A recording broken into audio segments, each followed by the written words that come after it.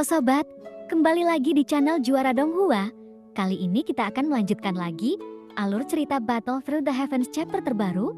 Sebelum kita ke alur ceritanya, admin ucapkan terima kasih kepada kawan-kawan yang selalu ngedukung channel ini berkembang. Sehat-sehat terus buat kalian semua. Oke, tanpa berlama-lama langsung saja kita ke alurnya. Terima kasih senior karena Anda telah membantuku. Setelah saya menanganinya, saya akan segera pergi ke Taiksu. Ucap Xiaoyan yang selalu terlihat penuh hormat. Sosok berdarah itu tidak bisa menemukan petunjuk mencurigakan apapun. Kemudian ia berkata, "Kamu tidak perlu menyembunyikannya lagi. Taiksu pernah menjadi anggota invasi Changmang. Jadi setelah kamu dewasa, tidak menutup kemungkinan untuk memberontak, bukan?" Xiaoyan sedikit menyusut saat mendengar ini, dan pertanyaan ini agak sulit baginya. Chu Qiantai tentu saja berharap Xiaoyan akan mengungkapkan kekurangannya. Kehancuran dunia yang luas telah menjadi sebuah fakta. Sulit bagi Xiaoyan untuk membalaskan dendam dunia dengan kekuatannya sendiri, tapi setidaknya dia harus berusaha sekuat tenaga untuk membalaskan dendam keluarganya. "Senior, jangan khawatir, saya bukan orang yang membalas kebaikan dengan permusuhan." Xiaoyan juga bereaksi sangat cepat. Ia tidak terlalu banyak berpikir, jeda yang lama juga menjadi salah satu kekurangannya. Jadi dia segera menjawab, menurut pemahaman Xiaoyan kebencian antara Qimi dan Genshin jauh melampaui imajinasi. Jadi dia membatalkan topik pembicaraan dan mengarahkan kembali ujung tombak antar kedua klan. "Itu bagus, lalu apakah Anda ingin terus tinggal di dunia kuno yang abadi dan iblis?" Jelas jawaban Xiaoyan tidak membiarkan Chu Qiantai menemukan kekurangan apapun, bahkan membuatnya sedikit mengangguk, dan itu tampaknya mengungkapkan sebuah kepuasan. "Bisakah kamu menyimpan batu giok ini?" Ketika itu meledak dengan cahaya biru, segera itu menghancurkan gioknya dan caranya pun cukup mudah. Setelah selesai berbicara, sosok berdarah itu melambaikan tangannya, kemudian slip giok muncul di depan Xiaoyan lagi. "Siap senior." Xiaoyan menangkupkan tinjunya dan mengangkat tangannya, lalu dia mengambil slip giok di tangannya dan melihatnya. Chu Qiantai sepertinya merasakannya. Secara logika Xiaoyan akan bertanya padanya. Namun tanpa diduga, Xiaoyan tidak bertanya lagi, lalu dia diam-diam memasukkan batu giok itu ke dalam cincinnya. "Tidak perlu membuang waktu di dunia kuno keabadian dan iblis, pergilah ke dunia Taiksu sesegera mungkin.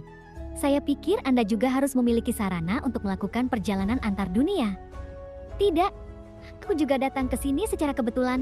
Senior, bisakah kamu memberitahuku cara bepergian ke seluruh dunia?"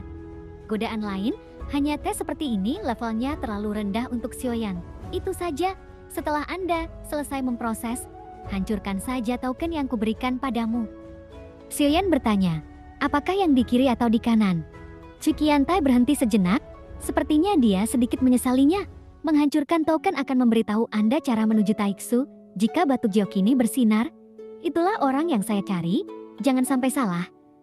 Chu Qiantai menjelaskan. Xiaoyan pun kemudian hanya mengangguk. "Ingat, setelah batu gioknya bersinar, segera hancurkan. Kali ini kamu membunuh beberapa prajurit Taiksu, serahkan saja itu." "Terima kasih senior." Lalu Chu Qiantai melambaikan tangannya. Segera, sosok berdarah yang dia ubah menjadi hancur. Kemudian berubah menjadi kabut darah dan menghilang. Xiaoyan memegang token di satu tangan dan slip giok di tangan lainnya. Setelah sosok berdarah Chu Qiantai yang berubah menghilang, hal ini dapat dilihat dengan jelas. Lalu ekspresi Xiaoyan berangsur-angsur berubah. Ini sangat berbahaya, dan saat ini, Xiaoyan menyadari bahwa dahinya dipenuhi keringat dingin. Dia tidak pernah memikirkannya bahwa Chu Qiantai benar-benar bertemu dengannya sedemikian rupa. Jadi ia tidak perlu mencari jiwanya lagi, dan itu sudah dikonfirmasi bahwa prajurit Taiksu baru saja datang ke sini untuk menemukannya. Tapi yang tidak diharapkan Chu Qiantai adalah obat mujarab beracun dan slip giok yang dia berikan padanya. Xiaoyan yang berhati-hati kemudian memasukkan ke dalam batu giok khusus. Namun bukan hanya poison pill dan jade slip miliknya. Ada juga belati yang diberikan kepada Xiaoyan oleh Dewa Zhu Yang Waken. Meski mengandung fluktuasi yang menakutkan, dia bahkan tidak mengeluarkannya dari batu giok. Dalam pertemuan ini di alam dewa kekacauan, meskipun identitas tersebut secara bertahap menjadi jelas, namun semakin banyak ia tahu, Xiaoyan semakin terkejut.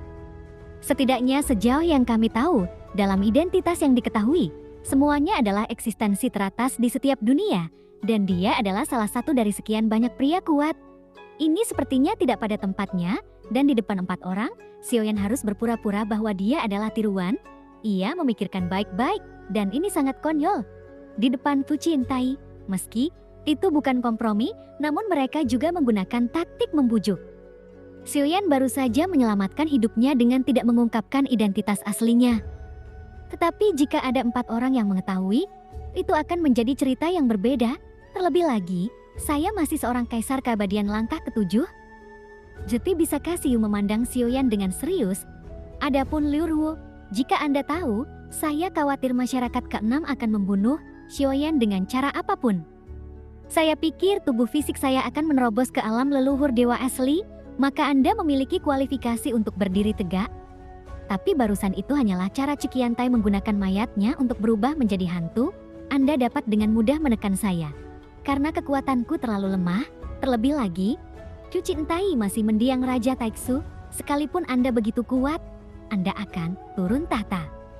Kemudian Raja baru Taiksu saat ini, bukankah itu bahkan lebih kuat dari Cu Cintai? Memikirkan hal ini, pikiran Xiaoyan meraung. Ia tidak tahu kapan kelima jarinya mengepal. Saat ini, Xiaoyan lebih bersemangat untuk mendapatkan kekuasaan lagi. Sebelum kembali ke Shenxi, apapun yang terjadi, Xiaoyan harus menemukan cara untuk membiarkan diri saya menerobos keabadian Tuhan. Jika tidak, bahkan jika kamu kembali, itu tidak ada gunanya lagi.